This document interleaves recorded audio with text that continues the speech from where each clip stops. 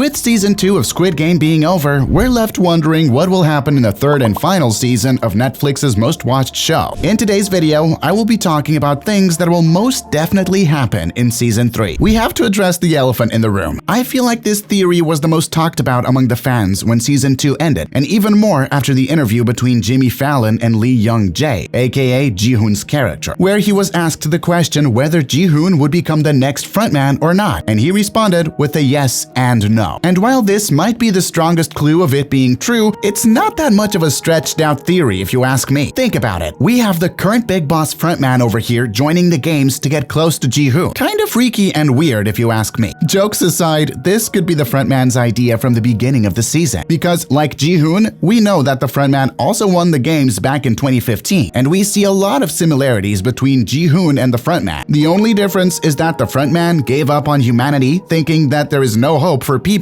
and our boy Gi-hun still thinks that there is. The frontman could force him to become the next, well, frontman. Let's call the current frontman In-ho for the sake of not saying frontman that many times. As I was saying, In-ho could force Gi-hun to become the next frontman as a punishment, seeing his friends and allies die, and if he disobeys, he will be killed, or they send out someone to kill his daughter or mother. But wait, that's so brutal, man. Come on. Bro, this is Squid Game. Did you forget? Besides, Gi-hun has pretty much shown us that his sense of humanity is kinda slipping away with the whole necessary sacrifices for the greater good stuff. But more on that later. Now, worst case scenario is he actually does become the frontman and he overlooks everything he stood for, or he was completely brainwashed by In-ho and the games continue and all of his friends die, and future players as well. That would literally become the end for him. He would become evil and twisted. No more hope in humanity. The better case scenario is that Gi-hun does become the frontman, but he actually uses his position to do something from the inside. Or Gi-hun teams up later with Guard 11 and meets up with Jun-hoo's team and rescues him along with everyone else in the Squid Games. Talk about a happy ending. But I know what you're all thinking. Oh, come on. Now that's a far stretch, clearly. Well, my dear viewers, take a look at this picture, which brings us to the second theory that will most likely happen, helping player 246 escape and No Yule's betrayal. Now, before you call me crazy, can we look at the picture one more time? Take a close look at where No Yule is. Looks familiar? Well, it should. It looks awfully similar to the beach where Jun-hoo's first arrived. But before I continue talking about that, let me point out one more thing. For the first time in Squid Game, we get a perspective from a guard's POV, and No Yule is fully aware of the inner workings of the Squid Game facility, including the secret organ trafficking operation. In Season 2, we saw her keeping a close watch on player 246 after realizing he was the father of the sweet little girl who gave her a drawing in episode 2. The girl was very sick, and hence, her father had entered the games to pay for her surgery. If you think about it, this could have touched No Yule because of a father protecting his sweet and lovely child, or that she was searching for her own child as well. A popular theory, which I totally agree with, suggests that the triangle guard who shot player 246 at the end was actually No Yule. Instead of killing him, she deliberately shot him in the leg, ensuring he would be taken to the organ traffickers, giving her the chance to help him escape. This could explain why she was outside the base. She was assisting player 246 in getting off the island. And we also see No Yule looking at someone, which could mean two things. First, she might have been caught and could face execution. Hopefully, this is the more likely scenario, which I will be really disappointed if it isn't, that she has encountered the detective's assault team. This makes the most sense, as she could help the detective rescue the remaining players and bring an end to the game. This is her 7th year as a guard, meaning she knows the facility inside and out, something that Gi-hun's goofy rebellion team didn't know. If she switches sides, she would be a very important asset. An inside guy, well, girl, who understands the building's design and security systems. This would be the only way for Jun-ho to successfully infiltrate the base. As I said, this is exactly what Gi-hun's team lacked, someone to guide them, rather than navigating the enemy base blindly. And that's why I believe that player 246 is not inside the coffin. Oh, wait, you don't know what I'm talking about, right? Well, let me give you some context. Who is in the coffin? Another image from Season 3 is this picture. And as we were talking seconds ago, that's why I don't believe it's player 246 in the picture. But then, who is it? We can quickly rule out the theory that Dai-ho is inside, as well as MG Coin, because if we zoom in, we can see them in the background. Even though they're blurred, it's pretty much still recognizable. And as I was saying earlier, many people seem to believe that the person in the coffin is player 246. After the Mingle game, Park Kyung-seok, that's player 246, grew fond of Yeonju and her team, and and pretty much stuck with them. A clue that supports this theory is Yeonju's jacket. If we zoom in on that green jacket, we can see her player number starts with a 2, but her actual number is 120. Oh, the theory suggests that she took player 246's jacket as a tribute, continuing the games in his memory. Super sweet. Although this theory sounds reasonable, it has too many no-nos. First of all, in the last episode, Yeonju went back for Gi-hun to see what happened and why he didn't return with the ammo. He basically chickened out, for those who forgot. Just a few minutes later, the guards entered the dorms to put an end to the rebellion. Meanwhile, player 246 was still near the management chambers when his team finally surrendered. I mean, how could she take the jacket? Just straight up undress him and be like, "Yep, I'll take that, thank you very much."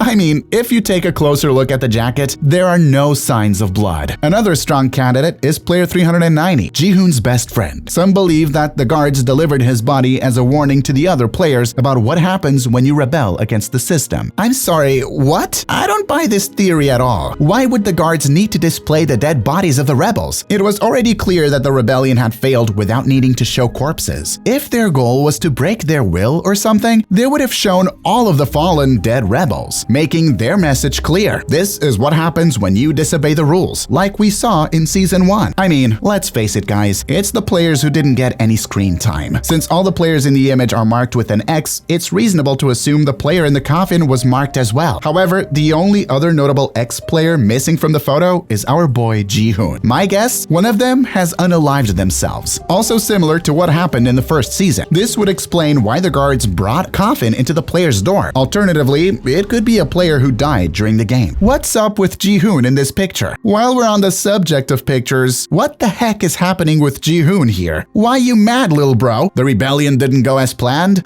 Jokes aside, we can clearly see him upset. And I know what you are all going to say right now. He's upset because he's the frontman. And while I applaud your original and creative thoughts, sadly, I have to burst your bubble and say that's not him. Editor, zoom into that left shoulder. Turn up the brightness. Oh, what's that? A hint of green? So yeah, unless In-ho joined the Squid Games again, that ain't him. But hey, we know that it's one of the players. But who though? I mean, if he's upset, it's probably going to be some prick laughing or mocking him because his rebellion didn't go as planned. And now, since there are fewer X's, they can continue the game. So this grumpy face could explain why he's upset. I don't know, and this is a wild guess, but can we kinda see in the blurred image that the person somewhat has longer hair? So who is this? I doubt he would get angry at Junhee. I mean, she's a sweetheart. I love her.